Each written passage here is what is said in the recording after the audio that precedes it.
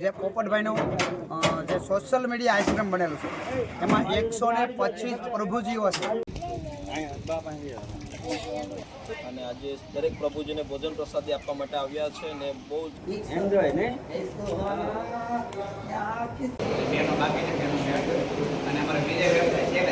તો ફાઇનલી આપણે કાલે બધાને જાહેરાત કરી હતી. પહેલાં તો સ્વાગત છે તમારું અમારા ગ્રુપની અને રત્નેશ્વર ગ્રુપની ચેનલની, ખાસ કરીને રત્નેશ્વર ગ્રુપની ચેનલમાં જોજો. કાલનો જે આખો માહોલ હતો, કાલના જે અમારા સમૂહ લગ્ન હતા એ રત્નેશ્વર ગ્રુપની ચેનલમાં આખા લાઈવ કરવામાં આવે છે. તો અમને લોકોનો ખૂબ સપોર્ટ વધી રહ્યો છે, તમારા બધાનો સહકાર વધી રહ્યો છે.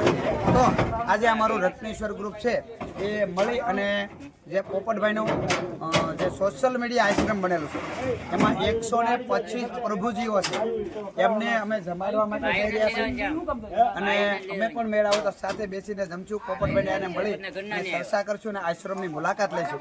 તો બન્યા રહેજો વિડીયોમાં અને આ વિડીયોને દરેક લોકો સુધી શેર કરો એવી મારી વિનંતી છે. જય માતાજી. તો ભાઈ ફાઇનલી જો આ રીતનો બધો સામાન આપણે અહીંયા લઈ જઈએ છીએ નાજીને રસોઈ બનાવવાની છે. એક બોલરમાં ટ્રાફિક થઈ જાય એટલા માટે આ બધા જે બાકી છે. બાકી તો આ લેડીઝનો છે ને એમાંથી બોલેરો ભરાઈ જશે. તો અમારા બાપની બધા આમાં બેઠા છે.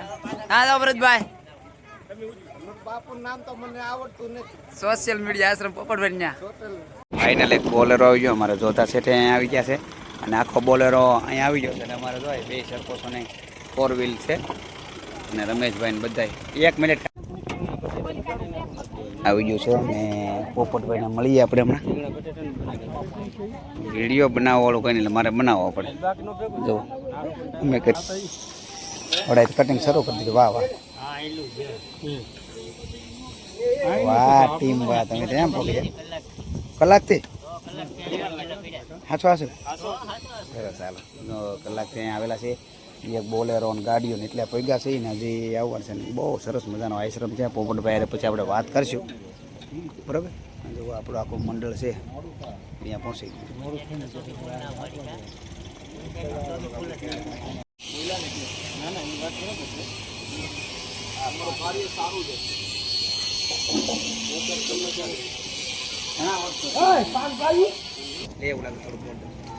તો ફાઇનલી આખી ટીમ પહોંચી ગઈ છે અને આપણને મહેમાન બેઠા છે. બીજો બોલેરો પણ આપણે આવી ગયો અને જાણવા મળ્યું છે 125 જે પ્રભુજીઓ છે એ છે અને નોકરા પર કામ કરશે ને અમને તમને આખો આશ્રમ પણ દેખાડશું અને આ રીતે. અને અમારે ટેકનિક તો આવવાનું શરૂ છે. આજે બધા જઈને 250-300 જણાનું રસોડું આપણે બનાવશું. મોડું થઈ ગયું છે એટલે પોપટભાઈ ખૂબ ખીજાય પણ બને એટલે ઝડપ રાખી જવો આપણે દેખાડો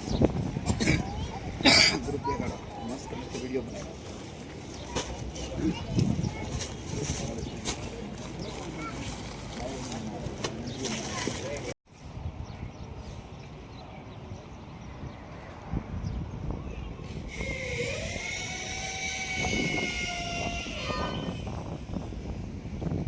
તો ફાઇનલી તમે દોસ્તો જોઈ શકો છો અમે 200 જણા જેટલો અમે આવ્યા. આશ્રમમાં પણ લગભગ બધાનું જાણ્યું છે ને તો ખાલી પ્રભુજી 125 છે, બાકી આખો સ્ટાફ છે 200 જણાનો છે.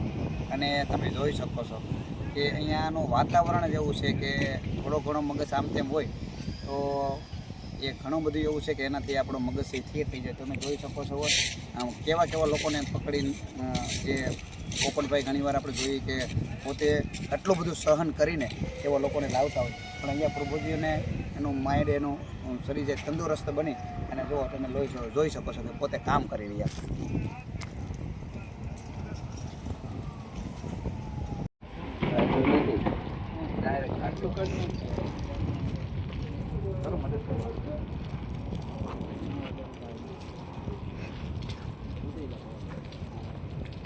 બાપૈયા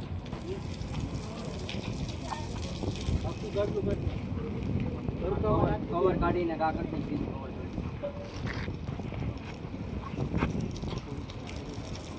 મોટા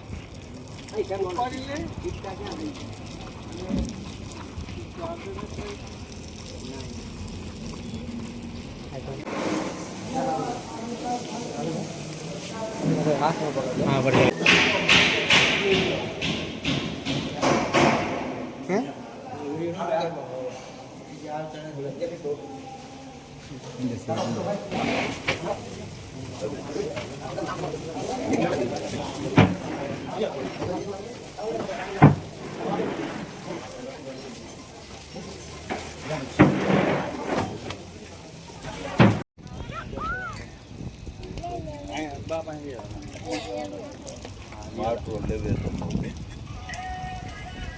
અમારે સમો લગ્ન હતા.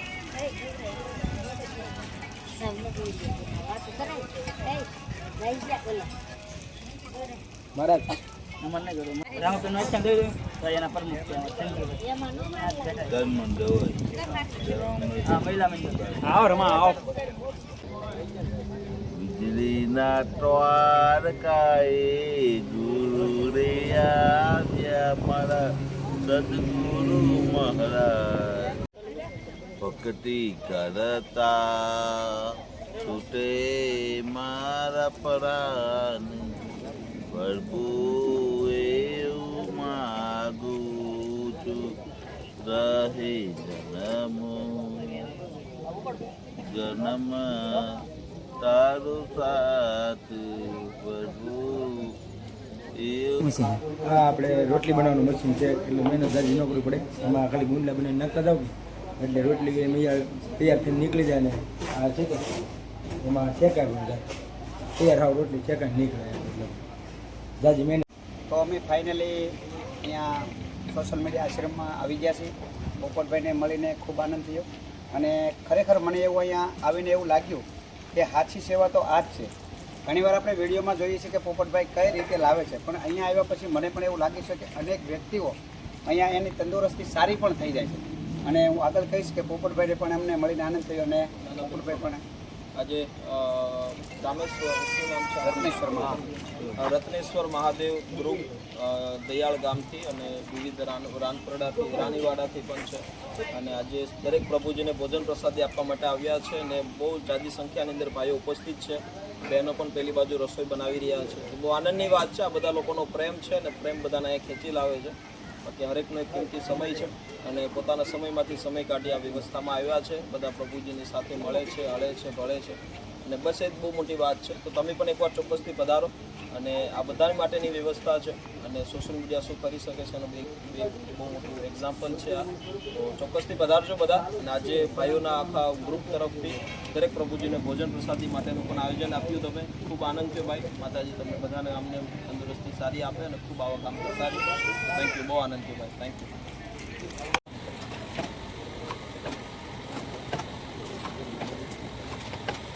બાકી નહીં પોપટભાઈ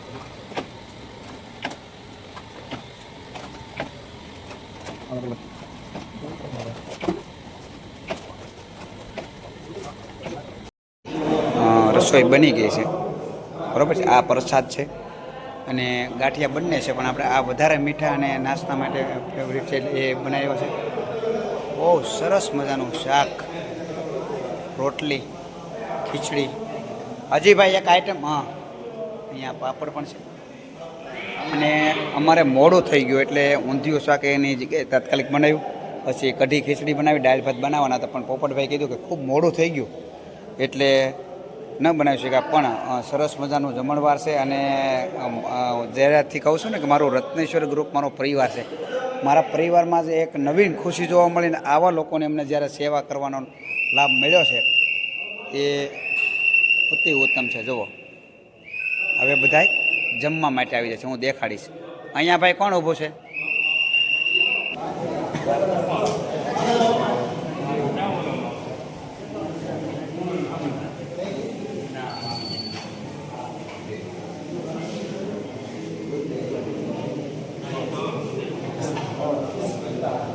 ખૂબ આનંદ થયો છે અને ખરા અર્થમાં માણસને કહી શકું તો બાકી તો ઠીક છે પણ ખરા અર્થમાં આને સેવા કહેવાય. જો તમને ઘણીવાર એવું થતું હોય કે ધનજીભાઈ ઘણીવાર આવું બોલે ને આજ કેમ આવું બોલે, પણ સવાલ એનો છે કે આ પ્રભુજીઓ છે.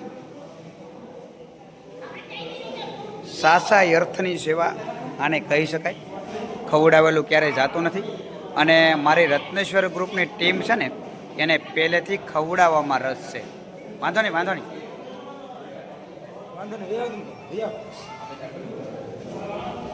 ખૂબ આનંદ થયો છે. નાખી દે તાલગ નહીં જાય એને વેમ ગળી જશે. હા બસ એમ તું એને જેવો થઈ જાય. હા વાત સમજી શકવાની છે. એને જેવો થઈ જાય અમને ખબર અહીંયા કોઈને કેવું પડ્યું લાઈનમાં રહો એમ નહીં. હે કાલ ફોટો પાડવામાં આમ રહો આમ ગોઠવો સારા છે એને કેવું પડે.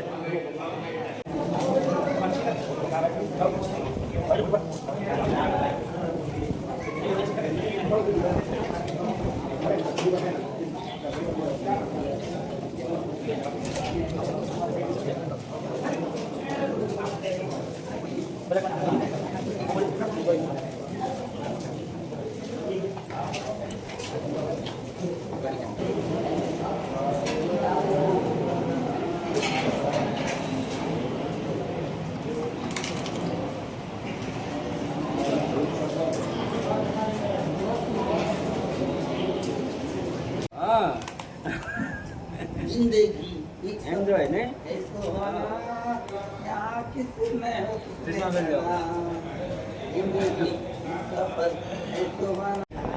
कैसा लग रहा है? एक नंबर लग रहा है ना? हमें भी 3 महीने हो गए, बहुत अच्छा लगता है. हम कोटा जिले के हैं, यहाँ के नहीं है. राजस्थान कोटा जिला, जयपुर बूंदी. हाँ वहाँ के. हमारे पैर में क्या गैंग्रेड हो गया. 3 महीने हो गए यहाँ पे. अब बिल्कुल सही है. हमें 3 महीने से बहुत अच्छा लग रहा है. आपको भी अच्छा लगा होगा. अच्छा. जय स्वामीनारायण भगवान की. બાપુ ગઈ મજા કેવા ડાબી કીધે તમે હા યુમા દાદુ યુમા તીખા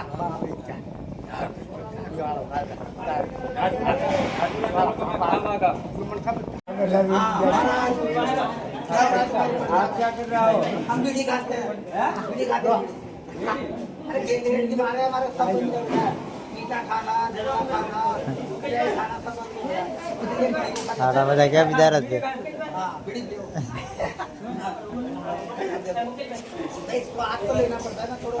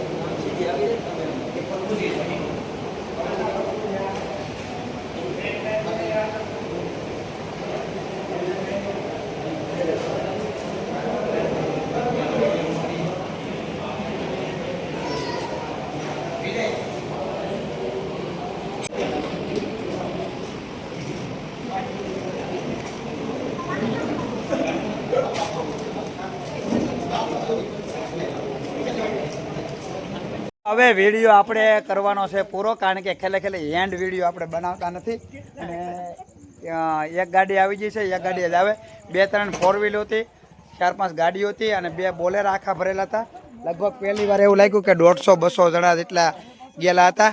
અને ખૂબ આનંદ થયો અને જમાડ્યા ને અમે જમ્યા એટલે અને ખૂબ આનંદ થયો છે.